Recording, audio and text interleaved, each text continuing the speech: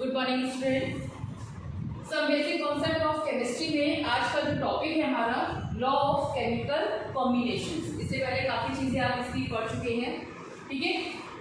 Chemistry में बच्चों जो रिएक्शंस होती हैं, जैसे आपने कहा कि एटम्स हैं, मॉलिक्यूल्स हैं, ठीक है, इन सभी में कुछ ना कुछ केमिकल रिएक्शंस जो है हम लोग कराते हैं, तो उनके ऑब्जर्वेशन, ठीक है, उनमें किस तरह के चेंजेस आ रहे हैं, उसमें चेंजेस आ रहे हैं कि नहीं आ रहे हैं, या उनके मासेस में क्या डिफरेंसेस आ रहा है, ठीक है। तो ये सारे जो आपके चेंजेस आ रहे हैं, इनका ऑब्जर्वेशन जो है वो हम इन लॉ के अकॉर्डिंग देखते हैं, ठीक है। ऊपर एक कुछ लॉ जो है वो दिए हैं, उनमें आपका उन्हीं लॉज को हम लोग बोलते हैं लॉ ऑफ केमिकल कॉम्बिनेशन, यानी कॉम्बिनेशन के थ्रू जो भी लॉ के बने हैं, ठीक है।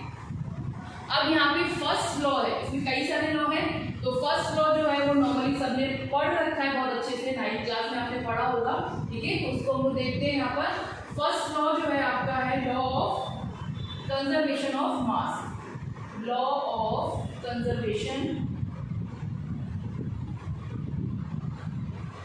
ऑफ मास, ठीक। ये लेवोसियस एक साइंटिस्ट थे और उन्होंने इसको दिया था 17वीं सेंचुरी में, ठीक है। यहाँ पर इसमें आपको अब जो स्टैंडर्ड है आपका, उसमें आप देखेंगे बुक में आपको 2 नेम जो है वो दिए रहेंगे। तो एक यहाँ पे एक लंदन साइंटिस्ट थे, उन्होंने इसको टेस्ट किया था कि ये जो इस पे बेस्ड जो लेवोसियस ने बताया था कि ये स्टेटमेंट जो दिया गया था, उस पर कुछ उन्होंने अपनी केमिकल लेबोरेटरी में, ठीक है, लैब में जाके इसके कुछ टेस्ट किए थे और उसको वहाँ पे प्रूफ किया था, ठीक है। बट अगर हम लोग इसकी बात करें कि दिया किसने था, ठीक है, तो वहाँ पर हम लोग इसको लेवोसियस साइंटिस्ट जो थे उनका नाम ही लिखेंगे, ठीक। अब देखते हैं इसमें दिया क्या गया था, इस लॉ में क्या बताया गया था। नॉर्मली जब हम लोग केमिकल रिएक्शंस कराते हैं तो एक पार्ट हमारा होता है रिएक्टेंट वाला, ठीक है, और बनता क्या है हमारा प्रोडक्ट, ठीक। तो अगर हम लोग यहाँ पर इस रिएक्शन को देखें तो A + B gives out C + D, ठीक। रिएक्टेंट जो है वो एक प्रोडक्ट दे रहा है। यहाँ पर जो भी पार्ट प्रेजेंट है, चाहे वो आपका मॉलिक्यूल्स हो, एटम है, कुछ भी है जो रिएक्शन कर रहा है या कंपाउंड है, ठीक है, तो जब रिएक्शन करके जो एक प्रोडक्ट बना रहा है तो उसका जो मास होगा वो रिएक्टेंट का मास जो होगा वो प्रोडक्ट के मास के इक्वल होगा।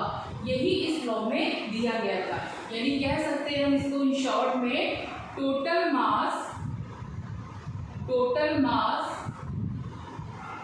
Of reactant,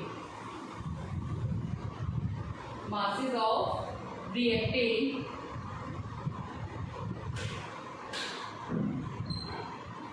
equal total masses of product, ठीक है। यानी आपका जो रिएक्टेंट का मास होगा, टोटल मास यानी A + B का मिलाकर, वो आप किसके बराबर होगा, वो C और D के प्रोडक्ट यानी जो बन रहा है आपका, उन दोनों को ऐड करने के बाद जो मास आ रहा है वो उसके बराबर होगा, ठीक है। हर केमिकल रिएक्शंस में इस तरह से ये लॉ फॉलो करेगा, ओके। तो फर्स्ट इसका स्टेटमेंट क्या है और इसके एग्जांपल्स भी हम लोग यहाँ पर एक्सपेरिमेंट जो है वो हम लोग देखेंगे।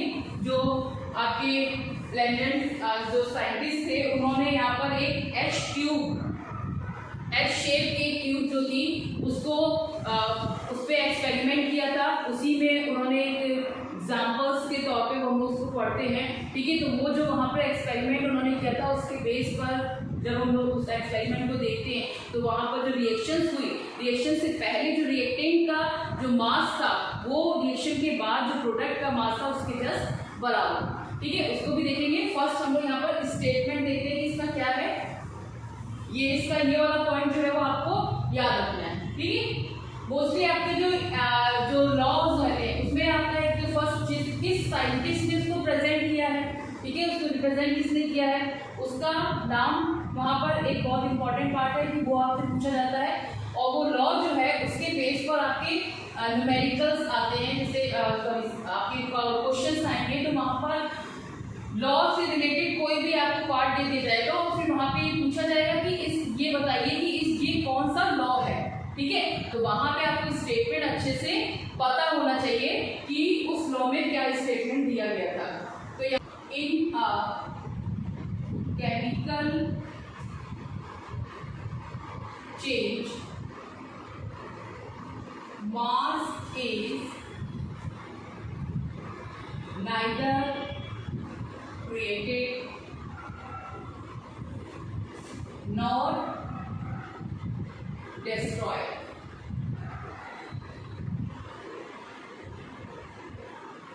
ओके, यानी कि किसी भी केमिकल रिएक्शन जो हो रही है उसमें हम उसके मास को नहीं हम बना सकते हैं और ना ही इसको हम डिस्ट्रॉय कर सकते हैं, ठीक है। जितना है वो प्रोडक्ट में उतना ही रहेगा, ये इस लॉ का एक मेन बेस था, ठीक है। अब यहाँ पे जो एक्सपेरिमेंट किया गया था उसको देखिए किस तरह की ट्यूब थी, इमेज जानना जरूरी है, ठीक है। यहाँ पर ये एच शेप की एक ट्यूब ली गई थी,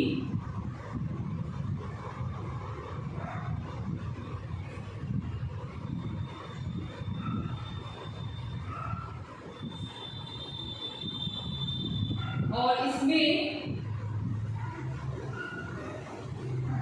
जो आपके उन्होंने जो भी रिएक्टेंट पार्ट था वो दोनों यहाँ पर रखा और उसका कॉम्बिनेशन कराया, ठीक है।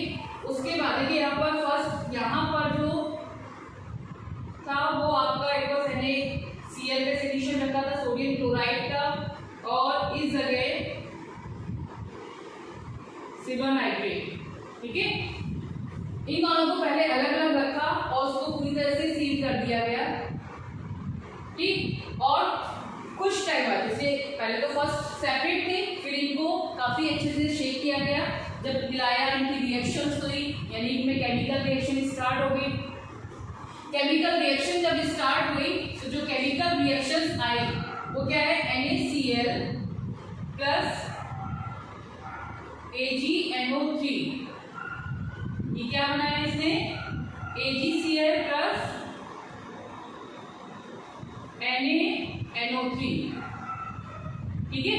तो जो ये रिएक्टेंट का जो मास था, यहाँ पे जो रिएक्टेंट का मास था वो जस्ट प्रोडक्ट के मास के बराबर आया। ये एक्सपेरिमेंट में इन्होंने ये प्रूव किया कि यहाँ पर जो रिएक्टेंट का मास था वो बिल्कुल आपके प्रोडक्ट के मास के बराबर है, यानी कि रिएक्शन आपकी केमिकल रिएक्शन किसी की भी हो रही हो तो वहां पर हम लोग देखेंगे कि जो उसका रिएक्टेंट का मास है वही चीज हमारी वही मास जो है वो प्रोडक्ट का भी होता है, ठीक है। पहले तो फर्स्ट इसको H3 बोला जाता था, लेकिन अब इस समय ये इन्हीं के नाम पर इसको हम लोग लैंडेन ट्यूब बोलते हैं,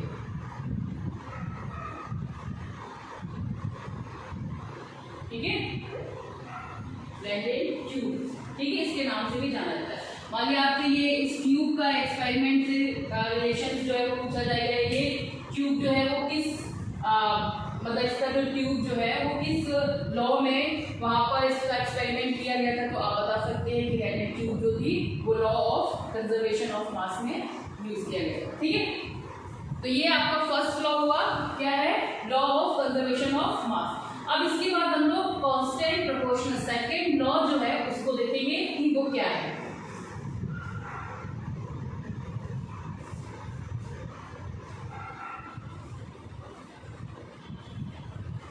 सेकंड लॉ भी आप इसको पढ़ चुके हैं,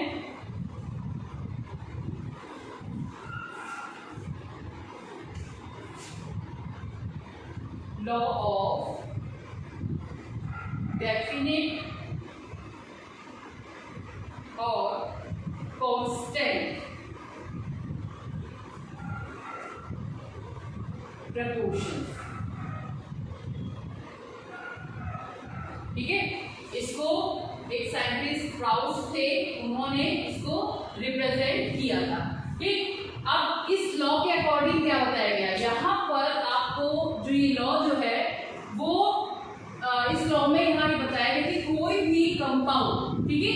आपका किसी भी तरह का केमिकल कॉम्बिनेशन अगर है तो वो आपका कहीं से भी आप उसको लेंगे तो वो हमेशा उसका जो रेशियो होगा, उसमें जो एलिमेंट्स, उसमें एटम्स हैं, उनका जो रेशियो होगा वो हमेशा कांस्टेंट फॉर्म में रहेगा। ठीक है, चाहे वो केमिकल कंपाउंड जो है वो आपने कहीं से भी लिया हो, किसी भी तरीके से उसको तैयार किया हो।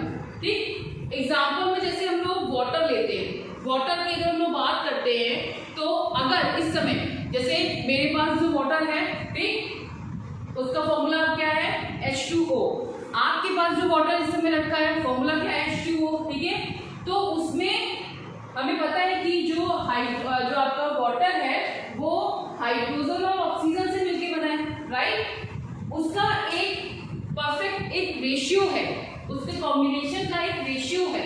ठीक है, H2O, तो जो उसका कॉम्बिनेशन, उसका जो रेशियो है वो यहाँ के वाटर में है, वही रेशियो जो आपके घर में प्रेजेंट है उसमें भी वही रेशियो है। ठीक है, अगर हम उसको किसी रिवर्स में लेके आते हैं तो वो रेशियो भी, उसका जो रेशियो रहेगा वाटर का वो वही रहेगा। यानी कहने का मतलब है उसको हम किसी भी कहीं से भी लेके आ रहे हैं या वो किसी भी तरीके से बनाया जा रहा है, अगर वो वाटर बन रहा है तो उसका जो हाइड्रोजन और ऑक्सीजन का जो रेशियो है वो हमेशा कांस्टेंट रहेगा। क्लियर हुआ? ठीक है, यानी उसका मेथड कोई भी हो, किसी भी तरीके से बनाया गया हो, चाहे उसको कोई भी मेथड के तरीके से बनाया गया हो, कहीं भी किसी प्लेस से लाया गया हो, ठीक है, तो वो आपका लेकिन जो रेशियो रहेगा वो सेम ही रहेगा, उसमें किसी भी तरह का कोई भी चेंजेस नहीं आएगा, यानी वो कांस्टेंट फॉर्म में रहेगा। ओके, तो स्टेटमेंट देख लेते हैं यहाँ पर।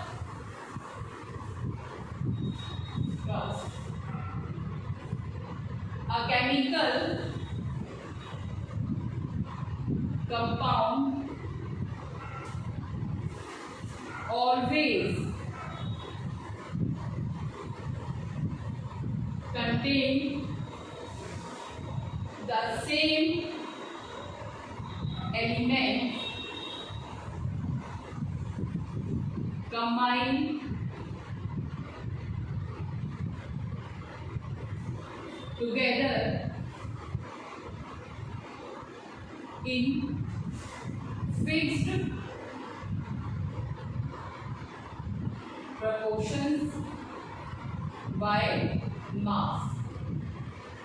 ठीक है, अगर हम मास के फॉर्म में देखते हैं तो वहां पर क्या होगा, जो उसका जो प्रपोर्शन होगा वो फिक्स फॉर्म में होगा, यानी आप कहीं से भी कुछ भी ले आए, कैसे भी तैयार करके ले आएंगे, आपका जो उसका जो कॉम्बिनेशन होगा, ठीक है, वो आपका बिल्कुल कांस्टेंट फॉर्म में रहेगा। जैसे एग्जांपल में हम लोग देखें CO2 का, भी वाटर का आपको बताया है, CO2 का भी आप देख लीजिए। CO2 जो है उसको हम लोग कैल्शियम कार्बोनेट, ठीक है, जैसे CO2 का जो रेशियो है वो आपका कितना है यहाँ पे 12:32। अब देखिए इसको कैल्शियम कार्बोनेट से भी बनाया जाता है, सोडियम कार्बोनेट के थ्रू बनाते हैं। ठीक है, इसमें कार्बन जो होता है उसको हम लोग जब कंबशन करते हैं, इसका हम लोग O2 के साथ जब रिएक्शन हो रही है तो भी CO2 बन रहा है। तो मेथड इसके कई अलग अलग तरीके हैं, कैल्शियम कार्बोनेट से भी CO2 बनाया, सोडियम कार्बोनेट से भी बनाया, ठीक है, आप कंबशन ऑफ कार्बन से भी बन गया, लेकिन उन सभी में जो CO2 बना उसका जो रेशियो रहेगा, ठीक है, प्रोपोर्शंस बाय मास, यानी रेशियो जो यहाँ पर है मास का वो आपका कितना है 12:32, यानी यही इसी रेशियो में वो हमें मिलेगा।